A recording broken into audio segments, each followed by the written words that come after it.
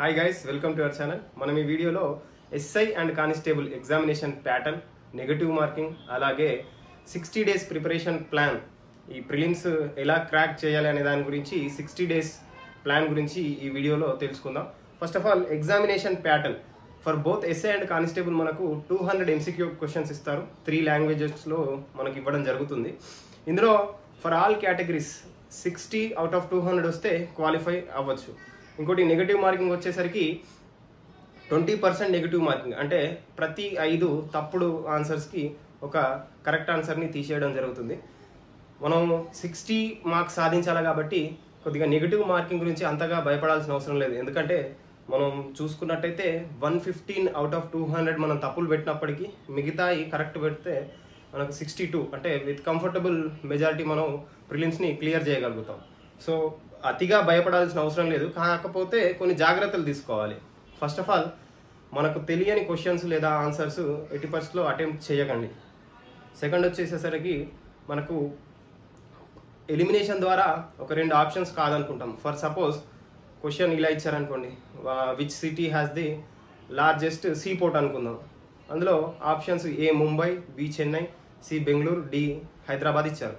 మనకు largest sea port తెలియనప్పటికీ మనకైతే ఒక కన్ఫర్మేషన్ ఉంటుంది, హైదరాబాద్ బెంగళూరులో ఓషియన్ లేదా సీ లేదు కాబట్టి సీ పోర్ట్ ఉండే అవకాశం లేదు. ఇవి 2 కాదు, ఏఆర్ బిలో ఉంటుంది అనుకున్నప్పుడు ఇలాంటి క్వశ్చన్స్, అంటే 50% ప్రాబిలిటీ ఉన్న క్వశ్చన్స్ మనం అటెంప్ట్ చేయొచ్చు. మనం ఇట్లాంటి క్వశ్చన్స్లో రిస్క్ తీసుకోవచ్చు, ఏం కాదు. మనకు 1:5 ఉంది కాబట్టి రిస్క్ తీసుకోవచ్చు.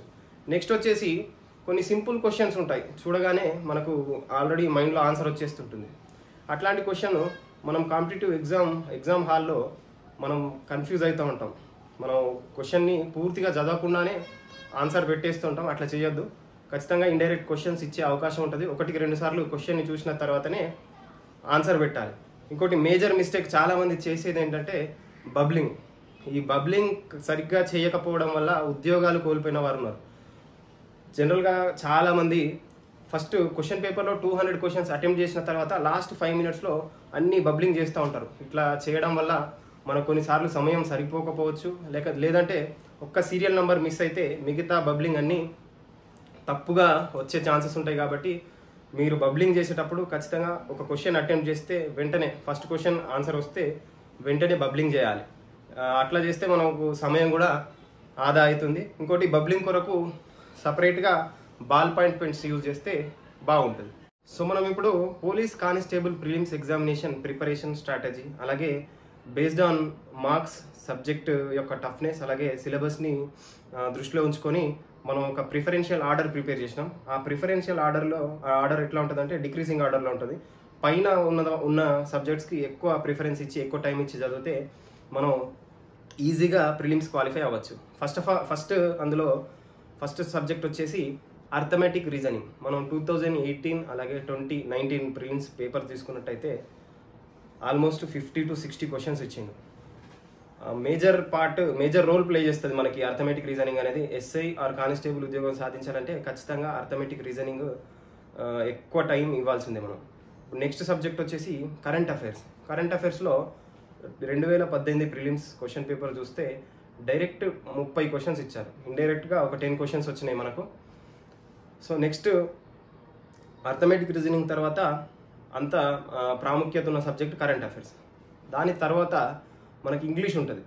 ఇంగ్లీష్లో నుంచి జస్ట్ 20 మార్క్సే వస్తాయి. కాకపోతే ఇది ఇంగ్లీష్ మీడియం వాళ్ళకు ఒక అసెట్.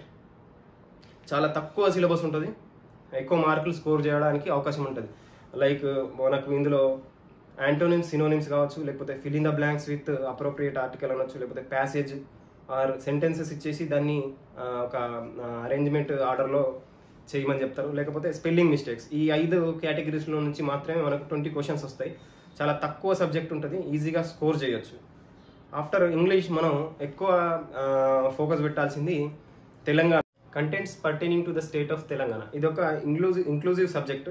ఇందులో మనం తెలంగాణ మూమెంట్, మొబిలైజేషన్ ఫేజ్ నుంచి idea of Telangana towards the formation of Telangana, అలాగే తెలంగాణ హిస్టరీ, కల్చర్, సొసైటీ గురించి కూడా చదవాల్సి ఉంటుంది. మనం లాస్ట్ ఇయర్ ఎగ్జామ్ పేపర్ తీసుకున్నట్టయితే మనకు తెలంగాణ ఉద్యమం నుంచి 7 క్వశ్చన్స్ రావడం జరిగింది. మిగతా 23 వచ్చేసి రాజ్యవంశాలు, శాతవాహనులు, ఇక్ష్వాకులు, కాకతీయులు, కుతుబ్ షాహీ, అసఫ్జాయి, అలాగే బహుమని సుల్తాన్ల నుంచి మనకు ఆల్మోస్ట్ ఒక 10 క్వశ్చన్స్ వచ్చినాయి. దాని తర్వాత తెలంగాణ సంస్కృతి, ఆర్ట్, లిటరేచర్ గురించి కూడా మిగతా 10 క్వశ్చన్స్, అంటే దాదాపుగా 30 క్వశ్చన్స్ ఈ తెలంగాణ టాపిక్ నుంచి రావడం జరిగింది. కాకపోతే ఎక్కువ సబ్జెక్ట్ ఉంటుంది కాబట్టి కొద్దిగా దృష్టి పెట్టి చదవాలి. నెక్స్ట్ టాపిక్ వచ్చేసి మనకు ఇండియన్ హిస్టరీ నుంచి 2018 అలాగే 19లో చూసుకుంటే మనకు 20 క్వశ్చన్స్ వచ్చినాయి. ఈ 20 క్వశ్చన్స్లో కూడా 10 క్వశ్చన్స్ వచ్చేసి స్వాతంత్రోద్యమం 1757 బ్యాటిల్ ఆఫ్ ప్లాసీ నుండి 1947 మౌంట్ బ్యాటన్ ప్లాన్ వరకు ఉన్న ఈ సబ్జెక్ట్లో సిలబస్లో మనకు 10 వరకు వచ్చినాయి. ఈ ఫస్ట్ ఆఫ్ ఆల్ ఈ ఇండియన్ హిస్టరీని మనం 3 భాగాలుగా విభజించి చదువుకోవాలి. ఫస్ట్ వచ్చేసి యాన్షియంట్ హిస్టరీ, మిడివల్ హిస్టరీ, అలాగే ఇండియన్ నేషనల్ మూమెంట్. ఈ 3 భాగాలుగా చదివి ఇండియన్ నేషనల్ మూమెంట్ స్వాతంత్రోద్యమంకి కొద్దిగా ఎక్కువ ప్రిఫరెన్స్ ఇచ్చి చదివితే మనం స్కోరింగ్ ఎక్కువ చేయొచ్చు. దాని తర్వాత మనకు జనరల్ సైన్స్. మనం మిగతా ఇంగ్లీష్ అలాగే హిస్టరీతో పోల్చుకుంటే మనకు జనరల్ సైన్స్లో ఎక్కువ మార్కులు వస్తాయి, అంటే 25 మార్క్స్ వరకు వస్తాయి. కాకపోతే ఈ జనరల్ సైన్స్ అనేది ఒక బోరింగ్ సబ్జెక్ట్. సైన్స్ బ్యాక్గ్రౌండ్ ఉన్న వాళ్ళు గుర్తుపెట్టుకోగలుగుతారు, కానీ మిగతా వాళ్ళు మాత్రం బట్టి పట్టాల్సి ఉంటుంది. సో దాన్ని దృష్టిలో పెట్టుకొని మనం దీన్ని లాస్ట్కి పెట్టడం జరిగింది. సైన్స్ బ్యాక్గ్రౌండ్ వాళ్ళు కొద్దిగా ఎక్కువ టైం ఇచ్చి చదివితే ఎక్కువ స్కోరింగ్ చేయడానికి అవకాశం ఉంటుంది. మనం ఈ జనరల్ సైన్స్లో కూడా 3 భాగాలుగా డివైడ్ చేసుకొని చదవాలి. ఫస్ట్ పార్ట్లో బేసిక్స్, ఫిజిక్స్, కెమిస్ట్రీ, అలాగే బయాలజీ గురించి చదవాలి. నెక్స్ట్ వచ్చేసి సైన్స్ అండ్ టెక్నాలజీ. ఈ సైన్స్ అండ్ టెక్నాలజీని మనం కరెంట్ అఫైర్స్తో ముడిపెట్టుకొని చదివితే ఎక్కువ స్కోరింగ్ చేయడానికి అవకాశం ఉంటుంది. ఇక్కడ లాస్ట్ పార్ట్ వచ్చేసి ఎన్విరాన్మెంటల్ ఇష్యూస్లో డిఫారెస్ట్రేషన్, అగ్రికల్చర్ గురించి కావచ్చు, రివర్స్, ఓషియన్స్, క్లైమేట్ చేంజ్, అలాగే డిజాస్టర్ మేనేజ్మెంట్ గురించి చదివితే మనకు ఎక్కువ స్కోరింగ్ చేయడానికి అవకాశం ఉంటుంది.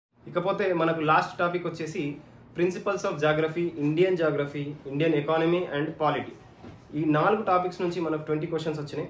ఈ 20 క్వశ్చన్స్లో మనకు 5 క్వశ్చన్స్ వచ్చేసి principles of geography nothing but మనం ఫిజికల్ ఫీచర్స్ అలాగే ఫిజియాలజీ చదవాల్సి ఉంటుంది. ఇప్పుడు ఫర్ సపోజ్ ఎర్త్, అందులో భాగాలు మ్యాంటిల్, కోర్, క్రస్ట్, లేకపోతే పై పొరలు స్ట్రాటోస్ఫియర్, అయనోస్ఫియర్ గురించి కావచ్చు, రాత్రులు పగళ్ళు ఎలా ఏర్పడతాయి, వాతావరణ మార్పు, అలాగే విశ్వం, ఇతర గ్రహాల గురించి చదివితే మనకు స్కోరింగ్ ఎక్కువ ఉంటుంది. నెక్స్ట్ వచ్చేసి ఇండియన్ జాగ్రఫీ, అలాగే ఇండియన్ పాలిటీ అండ్ ఎకానమీ. ఈ 3 టాపిక్స్ నుంచి మనకు 15 ఈచ్ 5గా ఇవ్వడం జరిగింది. ఇప్పుడు ఇది మన ప్రిఫరెన్షియల్ ఆర్డర్. పైన ఉన్న సబ్జెక్టులకి కొద్దిగా ఎక్కువ టైం ఇచ్చి, అందులో కూడా arithmetic, reasoning, English, current affairs కొద్దిగా ఎక్కువ టైం ఇచ్చి మిగతాది కొద్దిగా మనం నెగ్లెక్ట్ చేసినా కానీ ఈజీగా ప్రిలిమ్స్ క్వాలిఫై అవ్వచ్చు. ఇకపోతే మనం 60 డేస్ ప్రిపరేషన్ ప్లాన్, మనకు రఫ్గా 2 months ఉంటుంది ఇప్పటి నుండి ప్రిలిమ్స్కి, కాబట్టి 60 డేస్ ప్లాన్ మీకోసం చేశాను. ఆ 60 డేస్ ప్లాన్ని మనం త్వరగా ఫాలో అయితే ఖచ్చితంగా ప్రిలిమ్స్ ఈజీగా క్వాలిఫై అవుతారు. ఫస్ట్ ఆఫ్ ఆల్ మనం అర్థమెటిక్, రీజనింగ్, ఇంగ్లీష్, అలాగే కరెంట్ అఫైర్స్ ఇది డైలీ చదవాల్సి ఉంటుంది. ఒక 4 to 5 hours డైలీ ప్రిపరేషన్ ఉంటే అందులో ఒక 2-3 hours వీటికి కేటాయించి మిగతా సబ్జెక్ట్స్లు వీక్లీగా కంప్లీట్ చేయాలి. ఎలా అంటే ఫస్ట్ వీక్లో arithmetic, reasoning, English, current affairs ఈ 4 కాన్స్టెంట్గా ఉంటాయి.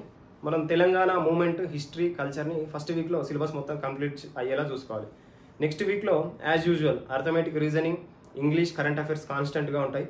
ఇండియన్ హిస్టరీ యాడ్ చేసుకోవాలి. థర్డ్ వీక్లో మనం జనరల్ సైన్స్ని యాడ్ చేసుకోవాలి. ఫోర్త్ వీక్లో జాగ్రఫీ, ఫిఫ్త్ వీక్లో పాలిటీ, సిక్స్త్ వీక్లో ఎకానమీ. అంటే మనకు 45 డేస్లో సిలబస్ మొత్తం కంప్లీట్ చేసుకోవాలి. మిగతా 15 days రివిజన్ అలాగే మోడల్ పేపర్స్ ప్రాక్టీస్ చేస్తే మనం ఈజీగా ప్రిలిమ్స్ క్వాలిఫై అవ్వడానికి అవకాశాలు ఎక్కువ ఉంటాయి. ఇకపోతే ప్రిలిమ్స్ ఈజీగా క్వాలిఫై అవ్వగలను అన్న కాన్ఫిడెన్స్ ఆస్పిరెంట్స్లో ఉన్నట్టయితే ఇప్పటి నుండే ఎథిక్స్ అనే సబ్జెక్ట్ ఒకటి మనకు ఫైనల్ ఎగ్జామ్లో యాడ్ అవుతుంది. దాని మీద కూడా దృష్టి పెట్టి వీక్లీ 1 or 2 ఆ బుక్ చదివితే లాస్ట్లో మనకు బర్డన్ తగ్గుతుంది. ఇంకా ఈవెంట్స్ కొద్దిగా కాన్ఫిడెన్స్ లేని వాళ్ళు ఇప్పటి నుండే రన్నింగ్ స్టార్ట్ చేయొచ్చు. స్టార్ట్ చేస్తే మనకు ఫైనల్లో మెరిట్ కూడా కొట్టుకోవడానికి అవకాశం ఉంటుంది. సో ఇది మనకు పోలీస్ కానిస్టేబుల్స్ ప్రిపరేషన్ యొక్క ప్లాన్. నెక్స్ట్ ఎస్ఐ గురించి తెలుసుకుందాం. ఎస్ఐ వచ్చేసరికి మనకు ఇంగ్లీష్ అలాగే తెలంగాణ హిస్టరీ అండ్ కల్చర్ ఈ 2 సబ్జెక్ట్స్ తక్కువైపోతాయి. సో మనం ఈ సిలబస్ పరంగా చూసుకుంటే ఎస్ఐ సిలబస్ కొద్దిగా తక్కువనే ఉంటుంది. ప్రిపరేషన్ కూడా ఈజీగా ఉంటుంది, ఎందుకంటే మనకు 50% of the marks arithmetic, reasoning ఇచ్చేస్తాడు డైరెక్ట్గా. 2018 లేకపోతే అంతకు ఇప్పుడు మన రీటెస్ట్ క్వశ్చన్ పేపర్ చూసుకున్నట్టయితే మనకు 200 మార్క్స్ క్వశ్చన్ పేపర్ ఇచ్చారు. Part A, part B. Part ఏలో 100 మార్క్స్ అర్థమెటిక్ రీజనింగ్ ఇచ్చారు. అంటే ఇక్కడ మనం half of the preparation time arithmetic reasoning ఇచ్చేయాలి ఇంగ్లీష్ మన ఎస్ఐ ప్రిపేర్ అయ్యేవాళ్ళు. నెక్స్ట్ వచ్చేసి తెలంగాణ మూమెంట్ నుంచి 30 క్వశ్చన్స్ వరకు వచ్చినాయి మనకు. తెలంగాణ మూమెంట్ అంటే 1948 to 2014. ఇందులో నుంచి 30 questions, mobilization phase, idea of Telangana, formation of Telangana, అలాగే కొద్దిగా మనం ముల్కీ నాన్ ముల్కీ గురించి కూడా, నిజాం కాలంలో ముల్కీ ఉద్యమాల గురించి కూడా కొద్దిగా చదివితే 100% ఇందులో స్కోర్ చేయొచ్చు. Arithmetic reasoning first, second Telangana movement, third వచ్చేసి కరెంట్ అఫైర్స్. కరెంట్ అఫైర్స్లో ఇంటర్నేషనల్ ఈవెంట్స్ కొద్దిగా స్ట్రెస్ చేసి చదవాలి. దాని తర్వాత మనం ఇండియన్ హిస్టరీ నుంచి 15 మార్క్స్ వరకు వచ్చినాయి మనకు. ఇండియన్ హిస్టరీ చదవాలి. ఆఫ్టర్ దట్ జనరల్ సైన్స్, ఆ తర్వాత ఇండియన్ జాగ్రఫీ ఇక్కడ మనకు కానిస్టేబుల్లో Indian geography, principles of geography, polity, economy ఒకటే టాపిక్లు ఇచ్చిండు, కానీ ఇక్కడ ఇండియన్ జాగ్రఫీ సపరేట్ ఇచ్చాడు. ఇందులో నుంచి 15 మనకు వస్తాయి. ఇండియన్ జాగ్రఫీ ఇక్కడ ఎక్కువ చదవాలి. ఆ తర్వాత పాలిటీ అండ్ ఎకానమీ 2 సబ్జెక్టులు కలిసి ఒకటే టాపిక్లో ఇచ్చారు. ఈచ్ 7 to 8 క్వశ్చన్స్ రావడానికి అవకాశం ఉంటుంది. సో ఇట్లా మనం ప్రిఫరెన్షియల్ ఆర్డర్లో ఎస్ఐకి చదువుకోవాలి. ఎస్ఐ కూడా సేమ్ ప్లాన్, 60 days ప్లాన్లో అర్థమెటిక్ రీజనింగ్ అలాగే కరెంట్ అఫైర్స్ ఇవి రెగ్యులర్గా డైలీ ప్రిపేర్ అవ్వాలి. ఫస్ట్ వీక్లో తెలంగాణ మూమెంట్, సెకండ్ వీక్లో ఇండియన్ హిస్టరీ, థర్డ్ వీక్లో జాగ్రఫీ, ఫోర్త్ వీక్లో జనరల్ సైన్స్, ఫిఫ్త్ వీక్లో పాలిటీ, సిక్స్త్ వీక్లో ఎకానమీ. ఇట్లా 45 days మనం కంప్లీట్ చేయాలి. చేసిన తర్వాత 15 days రివిజన్, మోడల్ పేపర్స్ అలాగే ప్రీవియస్ పేపర్స్ ప్రాక్టీస్ చేస్తే ఎస్ఐకి ఈజీగా ఉంటుంది. ఇక్కడ మనం కానిస్టేబుల్తో పోల్చుకున్నప్పుడు ఎస్ఐకి మనం 100% 50% ఆఫ్ ద టైం మనం అర్థమెటిక్ అండ్ రీజనింగ్కి ఇవ్వాలి. ఎందుకంటే పార్ట్ ఏలో 100 మార్క్స్ ఉంటాయి. కొద్దిగా కాన్ఫిడెన్స్ ఉన్న వాళ్ళు 100 అర్థమెటిక్ రీజనింగ్ చేసి కూడా క్వాలిఫై అవ్వచ్చు ప్రిలిమ్స్కి వచ్చేసరికి. సో ప్రిలిమ్స్కి ఎస్ఐ ప్రిపరేషన్ పెద్ద టాస్క్ ఏం కాదు. కాకపోతే మన మెయిన్స్ని కూడా ఇప్పటి నుండే ప్రిపేర్ అయితే బాగుంటుంది. మనకు మెయిన్స్ ఎగ్జామ్లో మీకు అందరికీ తెలుసు, English and Telugu descriptive qualifying నేచర్లో ఎగ్జామ్స్ ఉంటాయి. అందులో కూడా మనకు నెగిటివ్ మార్కింగ్ ఉంటుంది. 30 మార్క్స్ బిట్ పేపర్లో నెగిటివ్ మార్కింగ్ ఉంటుంది. కాబట్టి ఇప్పటి నుండే English, Telugu descriptive paper prepare కావాలి. వీక్లీ 1 or 2 ఖచ్చితంగా డిస్క్రిప్టివ్ గురించి ప్రాక్టీస్ చేయాలి. దీంతో పాటు మనకు అదనంగా ఎథిక్స్ సబ్జెక్ట్ ఇందులో కూడా ఉంటుంది. కాబట్టి ఎథిక్స్ కూడా ఇప్పటి నుండే ప్రిపేర్ అయితే అప్పటికి కొద్దిగా బర్డెన్ తగ్గుతుంది.